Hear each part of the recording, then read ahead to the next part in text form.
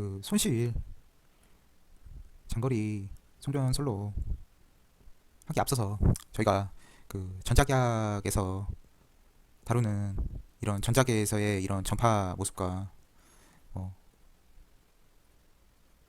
송전공학에서 보통 뭐 전송선 이론이라고 하죠.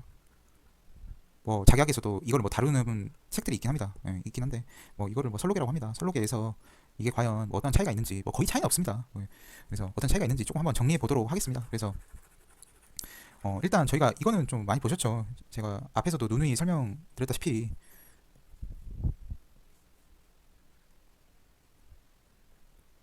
이식 그다음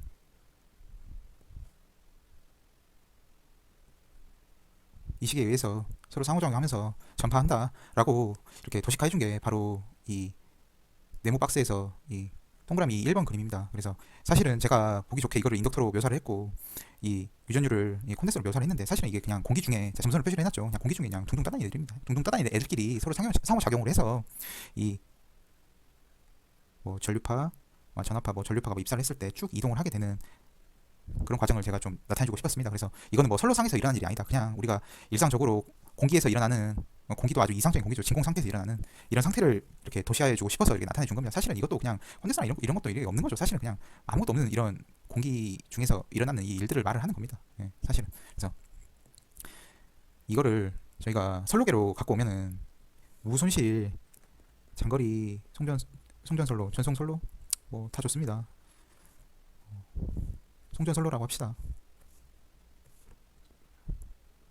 그래서 이렇게 제가 이게 도선을 깔게 됩니다. 이렇게 실선 보시죠. 실선을 한 거. 여기에 뭐 저항이 없죠. 그래서 아주 이상적인 선로다. 그리고 공기 중에서도 뭐 이렇게 저항들이 따로 이렇게 없습니다. 이렇게 뭐 뒤로 표현을 하는데 이런 것도 딱히 없는 이런 아주 이상적인 공간에서의 전송을 나타내 주는 것을 바로 무손실 장거리 송전 선로라고 합니다. 제가 지금까지 계속 말씀드린 게 바로 이 네모 박스에서 제가 말씀드렸던 내용들입니다. 다 전부가 다 이 내용들입니다. 그래서 이것도 이 동그라미 이 2번 항 이것도 바로 요식 박스 보이죠? 요거에 의해서 다 전파를 한다 이렇게 알아두시면 되겠습니다.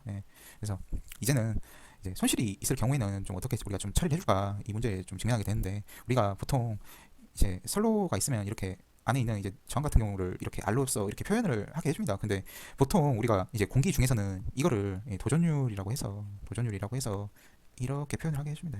이렇게 이런 식으로 야 이게 손실을 나타낸다 이렇게 생각해 주시면 됩니다. 그래서 지금 여기서도 점선으로 나타냈지만은 뭐 비록 도선에 있어서 이게 실제 도선이라고 합시다. 뭐 구리선이라고 합시다. 구리선 같은 경우에 뭐 이렇게 도전율이 상대적으로 자유전자가 많기 때문에 이렇게 크게 존재를 하게 되겠죠. 도전 자체가. 근데 공기 중에서 존재를 하게 됩니다. 실제 공기 중에서는 뭐 별의 것들이 다 섞여 있기 때문에 실제 공기에서는 그래서 이렇게 모델링을 해주게 됩니다. 그래서 사실은 이 뮤 투자율 그다음에 이 입실론 유전율이죠. 투자율 그다음 이거는 전도율 이 세 가지 값들 공기 중에 이제 둥둥 떠다녀서 상호작용을 이렇게 하고 있는데 얘가 이 값들을 제한시키는 역할을 합니다. 이 값이 예를 들어서 뭐 100이라고 하면은 점점 줄어들게 하는 이 역할을 하는 게 바로 이 전도율이라고 생각하시면 됩니다.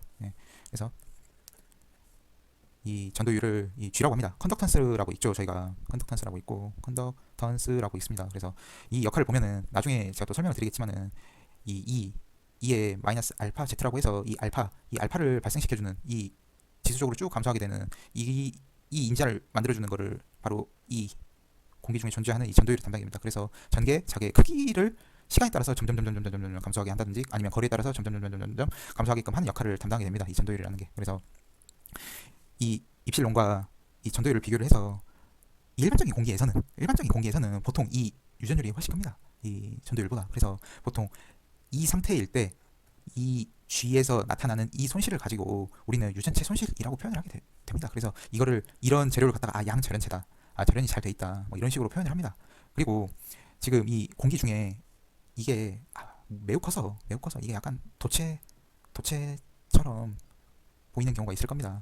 이때 발생하는 손실을 가지고 우리는 표피 효과라고 나타내주게 됩니다. 그래서 이게 이 도전율이 이 입실론보다 아주 크게 되면은 우리는 바로 이거를 낭도체라고 하게 됩니다. 그래서 우리가 뭐 일반적으로 이거는 도선 중의 표피 효과랑 똑같습니다. 설명해주는 이 효과 자체는 똑같은데 나타나는 곳이 다릅니다. 이거는 공기 중에서 이 전도율 자체가 아주 컸을 때 어떻게 표현이 되느냐라는 관점에서 이렇게 설정을 해주게 되는 것이고 우리가 뭐 책에서 보면은 도선상의 표피 효과, 뭐 도선중 표피 효과라고 하는 거는 실질적으로 우리가 이렇게 도선이 이렇게 해서 이렇게 있으면은 이렇게 이쪽 가운데 쪽을 지나가지 않고 이 바깥쪽을 이렇게 통해서 지나가게 된다. 예, 바로 이걸 말하는 겁니다. 근데 효과는 둘 다 똑같습니다. 하지만 나타나는 곳이 다르다. 예, 이걸 좀 잘 아셨으면 좋겠습니다. 그래서 이 도전율이라고 하는 거는 공기 중의 도전율을 의미를 하고, 그리고 우리가 이 선로계 쪽으로 넘어오게 되면은 이 실선 보이시죠? 예, 실선에서 아까는 이 L, 이 투자율만 나타내 주려고 인덕선스죠. 인덕선스만 나타내 주려고 있던 이 여기에다가 이 R이라고 하는 거 이거를 좀 더 추가를 해서 나타내 주게 됩니다. 이게 실질적으로 이 도선상에서 나타나는 이 저항을 말을 합니다. 그래서 여기에서 R이라고 하는 거는 이런 저항률을 에다가 길이를 곱하고 다시 이 도선의 면적을 나눠주게 되는데, 이게 바로 이 저항을 뜻하게 됩니다. 그래서 이 면적을 결정을 하는 것이, 도선이 이렇게 있으면은 우리가 이 겉으로만 이렇게 흐르지 않습니까? 전류가, 예, 자유전자가 이렇게 흐르게 되는데, 이걸 갖다가 나타내 주는 게 바로 이 표표 효과입니다. 예, 둘 다 효과는 효과 자체는 똑같지만 도전율이라는 측면에서 이거는 공기 중의 도전율을 의미를 하는 것이고, 이거는 도체 중의 도전율을 의미를 한다라고 생각을 해주셔야 됩니다. 그래서 우리가 이거는 나중에 단거리 송전선로, 뭐 중거리 송전선로 넘어가게 되면은 우리는 이걸 갖다 이제 드디어 이제 오음의 법칙을 이제 제대로 써서 이제 나타내주게 됩니다. 그래서 이게 전압광을 또 나타내주게 되고 하는 역할을 이제 보이게 되는 것이죠. 그래서 나중 되면 이제 장거리 송전선로에서는 이런 거리에 따른 이런 이동들이 중요하기 때문에 이거를 반드시 나타내주게 됩니다. 이 L과 C를 반드시 나타내주게 되고, 나중 되면 우리가 이런 G값, 이거는 좀 거의 보기 힘듭니다. 이건 거의 보기 힘든. 이거는 거의 이제 절연체 가깝기 때문에 공기 자체가 거의 완전 거의 절연체랑 똑같습니다. 그래서 거의 보기 힘듭니다. 이게 거의 도시를 안 해주고 그냥 장거리 송전 선로에서 그냥 뭐 있으니까, 그래서 손실이 있기 때문에 이렇게 도시를 해주는 것이지 이렇게 중요한 역할을 담당하는 것은 아닌 것 같습니다. 그래서 나중에 변압기에서 이게 한 번 더 등장이 되는데, 이거는 변압기에서 한 번 더 등장이 됩니다. 이렇게 해서 뭔가 시험을 하게 되는데, 이런 테스트 같은 걸 하게 되는데 그때 한 번 등장하게 됩니다. 그때 이후로는 좀 보기 힘드실 겁니다. 이 G라는 건. 예. 그리고 이 C라는 거, 이게 제가 앞서서 설명드릴 때 우리가 이런 선로가 있으면 우리가 보통 LC 진동 분석을 안 한다라고 제가 말씀드렸습니다. 근데 단 한 군데 한 데가 있습니다. 이게 뭐냐면은 바로 TRV 분석입니다. TRV 분석할 때 LC 진동을 조금 섞어서 좀 분석을 좀 해줍니다. 예.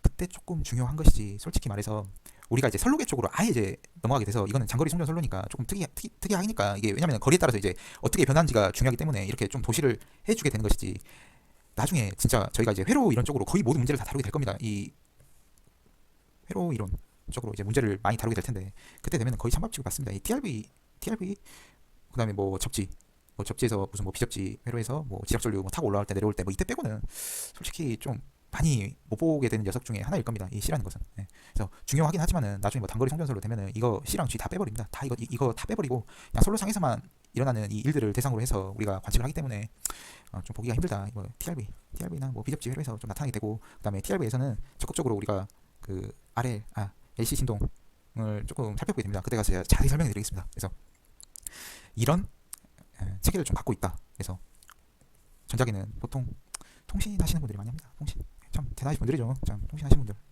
좀 많이 담당이 됩니다. 통신 쪽에서 이걸 좀 많이 담당하게 되고, 이런 선로계 같은 경우에는 다 여기 전자기에서 다 끌어온 겁니다. 다 엑셀에서 다 끌어온 겁니다. 예, 다 여기서 다 나온 거예요. 예, 그래서 우리가 이제 송전공학 책 보게 되면은 요거 많이 보이시죠? 요거. 근데 G를 보통 날려버리게 되는데, 이거는 그냥 단순 손실만 의미할 뿐 이동하는 데 있어서는 별 영향을 미치지 않기 때문에 다 빼버리는 겁니다. 빼버리고 그냥 우리가 요거 있죠? 요거 이걸로 많이들 이제 분석을 하게 되는 것이죠. 그래서 다음 시간에는 저희가 알파값, 아까 이 G 때문에 이런 마이너스 알파 Z에서 이런 알파가 발생을 해가지고 이렇게 쭉 감시하게 되는 이런 역할을 담당합니다 그래서 우리가 이런 파형이 있었으면 거리에 따라서 이게 이런 식으로 감시하게 됩니다. 그래서 이 마이너스 알파 Z에서 알파가 어떻게 되고 G가 나오게 됐을 때 알파가 어떻게 나오게 되고 베타 값은 어떻게 나오고, 그 다음 표표가 정말 중요하죠. 표표가 어떻게 구하는지 제가 좀 쉽게 설명해 보도록 하겠습니다. 그래서 다음 시간에는 좀 이 사항들에 대해서 좀 정리를 좀 해보고, 이제 나중 되면은 이제 이게 이상전압 파트와 아주 밀접한 관계를 갖게 됩니다. 그래서 좀 이상전압 파트에서도 굉장히 중요합니다. 그래서 나중 이상전압 파트에서도 그때 되면은 이제 TRV, 그다음에 저는 뭐 일선 지락 성간 달라 뭐 이런 문제들이 솔직히 말해서